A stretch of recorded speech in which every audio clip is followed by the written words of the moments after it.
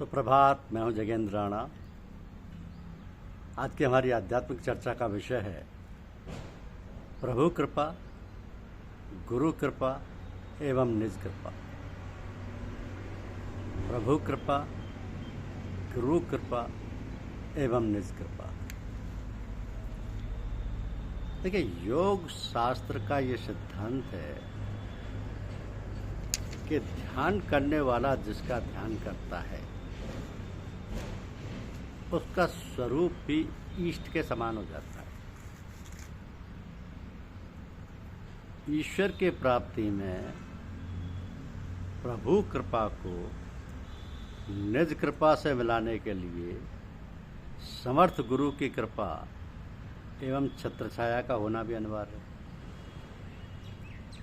अतः गुरु के प्रति भक्ति भावना, निष्ठा एवं प्रेम पक्का होना चाहिए।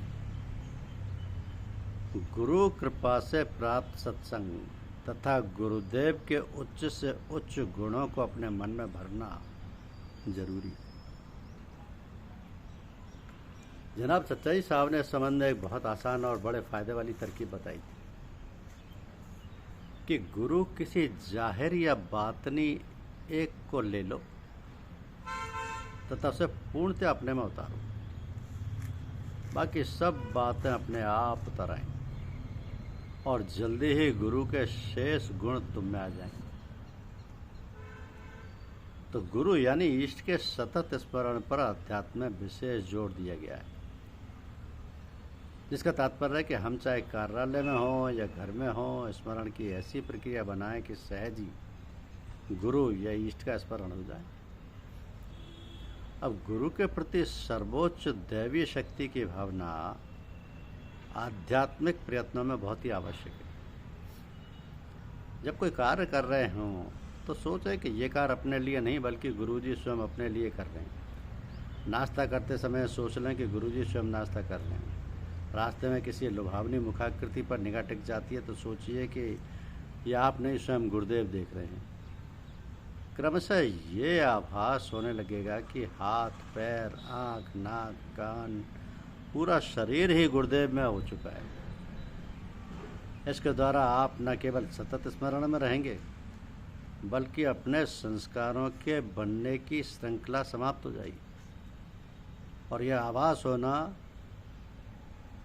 बहुत दूर नहीं होगा, क्योंकि कहा कि सिया राम मैं सब जग जानी, करो प्रणाम जोर जुग पानी।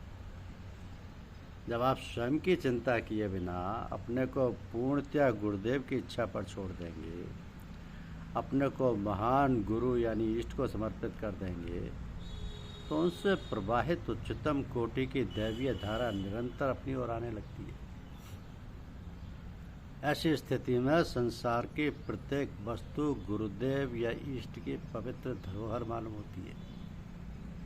परंतु इस स्तर का समर्पण कोई साधारण अवस्था नहीं है जिसे प्रारंभ करते ही प्राप्त कर लिया जाए। जिसके संबंध में गुरु गोविंद सिंह जी कहते हैं कि जब हृदय में ज्ञान का प्रकाश होता है तब आत्मानंद का पान करते हैं और सत्संग में शब्द को जपते हैं।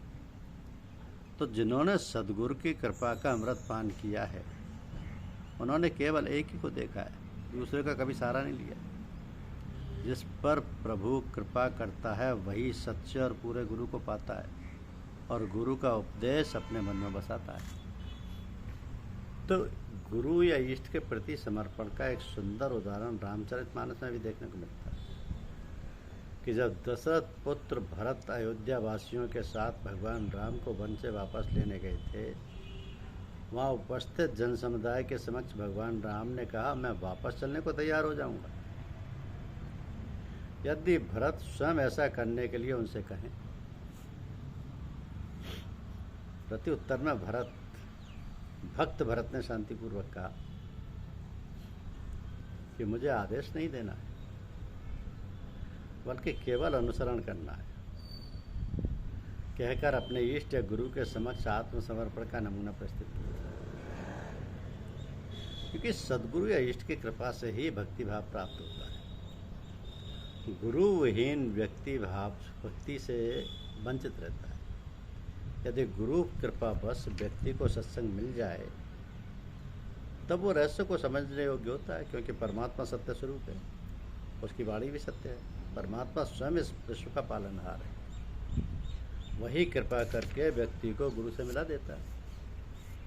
तो ध्यान, सुमिरन एवं योग उपासना के विभिन्न तरीके हैं जो भक्त की मानसिकता, क्षमता एवं परिस्थितियों के अनुसार प्रभावी होते हैं। ईश्वर की उपासना ही शक्ति की उपासना है।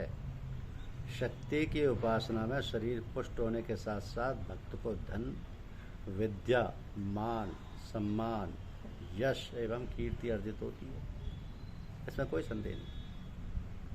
साथ ही साथ ईश्वर की आराधना के लिए मानव देह का होना भी आवश्यक है।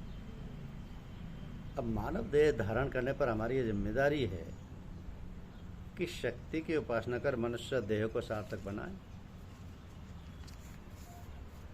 बनाए, क्योंकि परम पिता परमेश्वर सर्वशक्तिमान, सर्वज्ञ, सर्वव्यापक, दयालु, कृपालु, दीनबंधु, दीनानाथ, प्रेम स्वरूप, आनंद स्वरूप, वो सर्वगुण संपन्न। और हम सबको ऐसा विश्वास होना चाहिए, ऐसा विश्वास जैसा कि हमें अग्नि पर है, जिस विश्वास के कारण हम अग्नि में हाथ नहीं डाल सकते कि जल जाएंगे। इसी प्रकार हमको यदि ईश्वर पर विश्वास हो जाए तो फिर हमें किस बात की कमी और किस बात का डर, किंतु यही बात तो नहीं हो पाती। प्रभु कृपा तब हो जब निज कृपा हो, प्रभु कृपा तब हो जब गुरु के प्रति समर्पण होकर गुरु की कृपा प्राप्त की जाए। ऐसा विश्वास, ऐसा बोध, ऐसी क्षमता ही तो नहीं बन पाती है हमारे जीवन में, तो फिर क्या करें, क्या उपाय इस बात को प्राप्त करने का? इसका सीधा उत्तर है कि सत्संग करें। कैसा सत्संग? सत्संग ऐसा कि ऐसे महापुरुष, ऐसे साधु महात्मा जिन्होंने अपने जीवन में परमपिता परमात्मा से संबंध जोड़ लिया है, जिन्होंने साक्षात्कार कर लिया है, जो स्थित प्रज्ञ हैं, जिनके मिलने से, जिनके दर्शन मात्र से शांति प्राप्त होती है, जिनके सानिध्य में सारी शंकाओं का समाधान हो जाता है। यदि दैव योग से परमपिता परमात्मा की दया कृपा से ऐसे महापुरुष मिल जाएं, ऐसा सत्संग प्राप्त हो जाए, तो फिर अपने आप को समर्पित कर दो उसके चरणों में। जैसा वो बतला उसी प्रकार अपना रहना सहना, अपना आचार विचार व्यवहार बना लो तथा प्राणपण से लग जाओ। अपने आप को निरखते परखते रहो कि हमारे अंतर में क्या प्रभाव पड़ रहा है। हमारे अंदर जो बुराइयां थीं, जो बुरे संस्कार थे, वो कम हो रहे हैं कि नहीं? ये काम सब कार्यकलापों से निपटकर जब सोने लगें तब आत्मनिरीक्षण करें।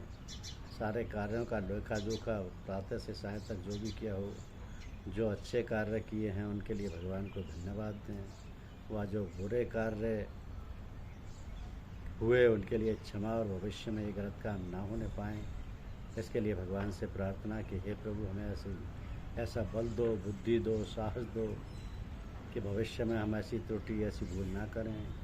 फिर भगवान को, अपने आराध्य को सबको समर्पित कर दो। इस प्रकार करते करते आपकी काया पलट हो जाएगी, आप कुछ के कुछ बन जाएंगे, आपका जीवन सफल हो जाएगा, आप धन्य हो जाएंगे।